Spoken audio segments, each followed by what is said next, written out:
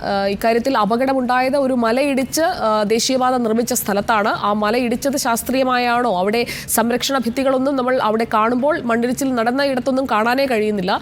ഇപ്പോൾ ഇക്കാര്യത്തിൽ കേന്ദ്രമന്ത്രി വിശദീകരണം തേടിയിരിക്കുകയാണ്. ദേശീയപാത അതോറിറ്റിക്ക് ഈ ഉത്തരവാദിത്തത്തിൽ നിന്ന് ഒഴിഞ്ഞു മാറാൻ കഴിയില്ല എന്നുള്ളത് ഒരു വസ്തുതയല്ലേ ദീപക്? തീർച്ചയായും ആ മേഖലയിലേക്ക് നമുക്ക് നോക്കിയാൽ ഞാൻ ഇവിടെ തന്നെ ഒരു ഉദാഹരണം കാണിച്ചു തരാം. അതായത് നമ്മൾ നിൽക്കുന്ന ഈ ഒരു മേഖലയുടെ ഈ ഒരു വശത്തേക്ക് ഒന്ന് മാറിക്കഴിഞ്ഞാൽ നമുക്ക് കാണാൻ സാധിക്കും എവിടെയാണ് അപകടം സംഭവിക്കാനുള്ള സാധ്യതകൾ എന്നുള്ളത്. നമുക്കൊന്ന് നോക്കാം. ഈ ഒരു മേഖലയിലെ മണ്ണെടുപ്പ് ഒന്ന് നോക്കൂ. സമാനമാണ് ഈ ദേശീയപാതയിലുടനീളം അങ്ങോളം മണ്ണെടുത്തിരിക്കുന്നത്.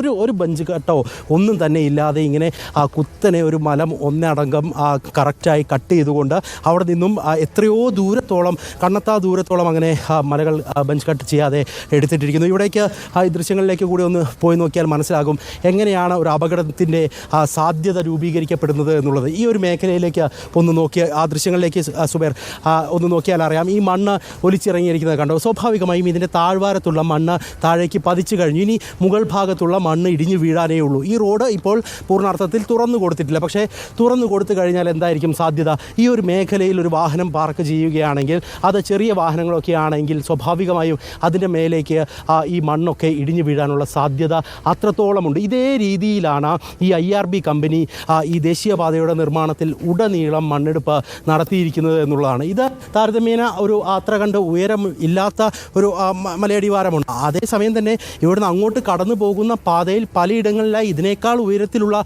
ഇതിനേക്കാൾ ഡെപ്തുള്ള മേഖലകളുണ്ട്. ആ മേഖലകളിൽ പോലും ഈ ഒരു ബെഞ്ച് കട്ട് പോലും ഇല്ലാതെ കൃത്യമായി ഒരു ശാസ്ത്രീയമായ രീതികൾ അവലംബിക്കാതെ കട്ട് ചെയ്തെടുത്തിരിക്കുന്ന കാഴ്ചകൾ കാണാൻ സാധിക്കുന്നുണ്ട്. അതുകൊണ്ട് തന്നെ കൃത്യമായൊരു ഉത്തരം IRB ഇക്കാര്യത്തിൽ നൽകേണ്ടി വരുമെന്ന് നമ്മൾ പ്രതീക്ഷിക്കുകയാണ്. പ്രത്യേകിച്ച് കേന്ദ്രമന്ത്രി നിതിൻ ഗഡ്കരി ഉൾപ്പെടെ ബന്ധപ്പെട്ട സാഹചര്യത്തിൽ ഞാൻ നിൽക്കുന്ന ഈ ഒരു മേഖല കണ്ടാൽ നമുക്ക് മനസ്സിലാകും. ഇവിടെ ഒരു കാറാണ് നിർത്തിയിട്ടിരിക്കുന്നതെങ്കിൽ, ഇപ്പോൾ നമ്മൾ ലോറിയുടെ കാര്യമാണല്ലോ സംസാരിച്ചു കൊണ്ടിരിക്കുന്നത്, ഇവിടെ ഒരു കാറാണ് നിർത്തിയിട്ടിരിക്കുന്നതെങ്കിൽ ഒരു ഉദാഹരണത്തിന് മാത്രം ഞാൻ ഈ കാണിക്കുന്ന ദൃശ്യം കണ്ടാൽ വ്യക്തമാകും. അതിൻ്റെ മുകൾ ഭാഗത്തു നിന്ന് ഈ ലോ ആംഗിളിൽ നിന്നുള്ളൊരു ഷോട്ട് വെച്ച് കൊടുത്താൽ കൃത്യമായി ബോധ്യപ്പെടും എങ്ങനെയാണ് ആ മല നിൽക്കുന്നത് എന്ന്. അതിന് താഴെയുള്ള എല്ലാ മണ്ണും നഷ്ടപ്പെട്ട് കഴിഞ്ഞിട്ടുണ്ട്. അതിൻ്റെ മുകൾ ഭാഗത്ത് നിന്ന് ഇടിഞ്ഞിറങ്ങാൻ ഒരു താമസവും ഇല്ല.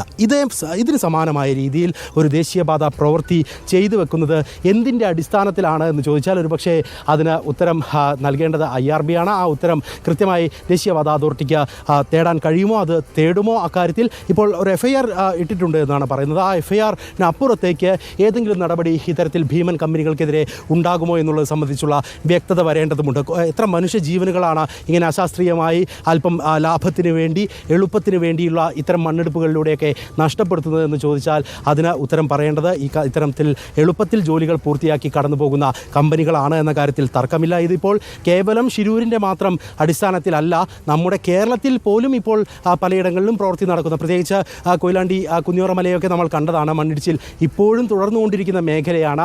ഇന്ന് നമ്മൾ കർണാടകയിൽ നിന്ന് നമ്മുടെ അർജുന് വേണ്ടി ഇത്തരത്തിൽ സംസാരിക്കേണ്ടി വരുന്നുണ്ടെങ്കിൽ നാളെ നമ്മുടെ അടുത്തും അത്തരം അപകടങ്ങൾ പതിയിരിക്കുന്നുണ്ട് എന്നുള്ള വസ്തുത മറന്നുകൊണ്ട് സംസാരിക്കാൻ കഴിയില്ല. എന്തായാലും ഈ കാര്യത്തിലൊക്കെ തന്നെ ശക്തമായ ഇടപെടലുകൾ ഉണ്ടാകേണ്ടതുണ്ട്. അവിടെ തന്നെ ഒരു ലോറി നിർത്തിയിട്ടിരിക്കുന്ന ദൃശ്യം നമുക്ക് കാണാം.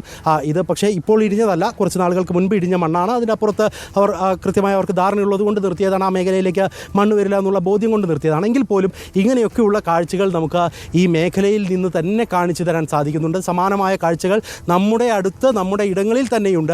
അവിടെയൊക്കെ ഇത്തരത്തിലുള്ള ഇടപെടലുകൾ ഉണ്ടായേ മതിയാകൂ. വിശദീകരണങ്ങൾ ചോദിക്കുകയും അതിനൊരു മറുപടി കിട്ടുകയും ചെയ്തതുകൊണ്ട് മാത്രം കാര്യമില്ല. അതിലേക്ക് നടപടികളിലേക്ക് കടക്കാനുള്ള ഒരു ആർജവവും കൂടി ഗവൺമെൻറ്റുകളുടെ ഭാഗത്ത് നിന്ന് കൃത്യമായ തരത്തിൽ ഉണ്ടാകേണ്ടതുണ്ട്. ഇനിയിപ്പോൾ നമ്മുടെ ശിരൂരിലേക്ക് തന്നെ മടങ്ങി വന്നു കഴിഞ്ഞാൽ ദേശീയപാതയിൽ നിന്നുള്ള ആ മണ്ണ് നീക്കുന്ന പ്രവർത്തികൾക്ക് പ്രാഥമികമായ പരിഗണന ആദ്യഘട്ടത്തിൽ തന്നെ അവർ നൽകി. അതിൻ്റെ ഭാഗമായി ഇനിയിപ്പോൾ ഇന്നോ നാളെയോ ആയി ആ മേഖലയിലൂടെ വാഹനങ്ങൾക്ക് കടന്നു പോകാൻ കഴിയുന്ന തരത്തിലേക്ക് ദേശീയപാത തുറന്നു കൊടുക്കുമെന്നാണ് നമ്മൾ കരുതുന്നത്. ഈ ഒരു പ്രദേശത്താണ് നമ്മളെയൊക്കെ തടഞ്ഞു വച്ചിരിക്കുന്നത്. അങ്ങോട്ട് പോകുന്നതിലുള്ള തടസ്സം ഉണ്ടാക്കിയിരിക്കുന്നത് ഈ മേഖലയിലാണ്.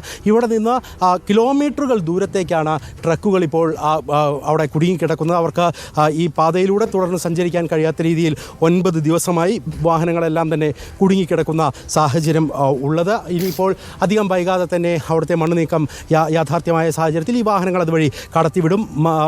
അതേസമയം തന്നെ രക്ഷാപ്രവർത്തനം താഴെ ഭാഗത്ത് റോഡിൻ്റെ അരികുവശത്ത് പുഴയിൽ ഒക്കെയായി പുരോഗമിക്കുകയും ചെയ്യുമെന്നുള്ളതാണ് നമ്മൾ മനസ്സിലാക്കുന്നത്. ഇപ്പോൾ ഈ എക്സ്കവേറ്റർ ഉപയോഗിച്ചുകൊണ്ടുള്ള മണ്ണ് നീക്കിയുള്ള പരിശോധനകൾ നടക്കുന്നു. ആ പരിശോധനയിൽ ഏതെങ്കിലും തരത്തിൽ ഗുണകരമാകുന്ന എന്തെങ്കിലും ഒരു സൂചകങ്ങൾ കിട്ടിക്കഴിഞ്ഞാൽ അത് ഏറ്റവും വലിയ കാര്യം എന്നുള്ള നിലയിൽ തന്നെയാണ് കാണുന്നത്. അത് ജില്ലാ ഭരണകൂടവും ഇവിടുത്തെ MLAയും നമ്മുടെ മഞ്ചേശ്വരം MLAയും കേരളത്തിൽ നിന്നെത്തിയ സച്ചിൻ ദേവ്, ഒപ്പം തന്നെ ലിൻഡോ ജോസഫ് അടക്കമുള്ള ജനപ്രതിനിധികളൊക്കെ ഇവിടെ തമ്പടിച്ച് നിന്നുകൊണ്ട് തന്നെ ഈ കാര്യങ്ങളെയൊക്കെ കൃത്യമായി വീക്ഷിക്കുകയും നിർദ്ദേശങ്ങൾ നൽകുകയും ഒക്കെ ചെയ്യുന്നുണ്ട്. അതേസമയം തന്നെ പ്രതികരണം ഈ വിഷയത്തിൽ വേണ്ടതാണ്. NHAI ചെയർമാൻ സന്തോഷ് യാദവിന് ഇക്കാര്യത്തിൽ എന്താണ് പറയാനുള്ളത് എന്ന് കൂടി അറിയണം. ഈ NH-66 നിർമ്മാണം അത് ഷെഡ്യൂൾ ചെയ്തിരിക്കുന്നത് അടുത്ത വർഷം 2025 നവംബറിനകം പൂർത്തിയാക്കുക. ത്വരിതഗതിയിലാണ് എല്ലായിടത്തും പണിയൊക്കെ നടക്കുന്നത്. വിവിധ റീച്ചുകളിൽ പല ആളുകൾക്കാണ് കരാർ കൊടുത്തിരിക്കുന്നത്. ഇപ്പോൾ ഇവിടെ കരാർ കൊടുത്തിരിക്കുന്നത് IRB എന്ന കമ്പനിക്കാണ്. അവർ അശാസ്ത്രീയമായിട്ടാണ് ആ മല ഇടിച്ചത് എന്നുള്ളതിൻ്റെ ഏറ്റവും വലിയ തെളിവാണ് ആ മണ്ണിടിച്ചിലുണ്ടായ മേഖല എന്ന് പറയുന്നത്. 2025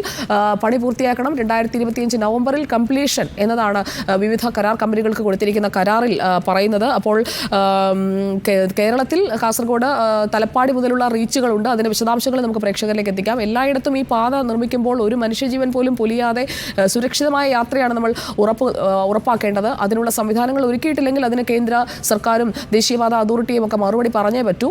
ഇവിടെ ശിരൂരിൽ ഇപ്പോൾ രക്ഷാപ്രവർത്തനങ്ങൾ നടക്കുമ്പോൾ മറുഭാഗത്ത് ഇടിയാൻ നിൽക്കുന്ന കുന്നുകൾ വേറെയുമുണ്ട് എന്നതുകൂടി നമ്മൾ ശ്രദ്ധയിൽപ്പെടുത്തി എന്ന് മാത്രം. ശിരൂരിലെ രക്ഷാപ്രവർത്തനത്തിനായി അവിടെ ഇപ്പോൾ എത്തിച്ചിരിക്കുന്ന കൂറ്റൻ മണ്ണുമാന്തി യന്ത്രം അതുപയോഗിച്ചുകൊണ്ട് ആ കടയിരുന്ന ഭാഗത്ത് അതിന് ചുറ്റുപാടുമുള്ള ഇടങ്ങൾ അവിടെയൊക്കെ പുഴയിലേക്ക് ഇറങ്ങി മണ്ണ് കിടക്കുന്ന ഭാഗത്തെ മണ്ണ് നീക്കി നോക്കുകയാണ്. മണ്ണ് എടുത്തു മാറ്റുന്നതിന് മുൻപ് തന്നെ മണ്ണ് നീക്കി വിവിധ ചാലുകളിലായി ആ വാഹനത്തിൻ്റെ ഒരു ഏകദേശ നീളവും വീതിയും ഒക്കെ കണക്കാക്കിക്കൊണ്ടുള്ള പരിശോധനകളാണ് അവർ നടത്തുന്നത്. അതിനിപ്പുറത്തു നിന്നുള്ള ദൃശ്യങ്ങളാണ് ഇപ്പോൾ ദീപക് മലയമ്മ പങ്കുവച്ചത്.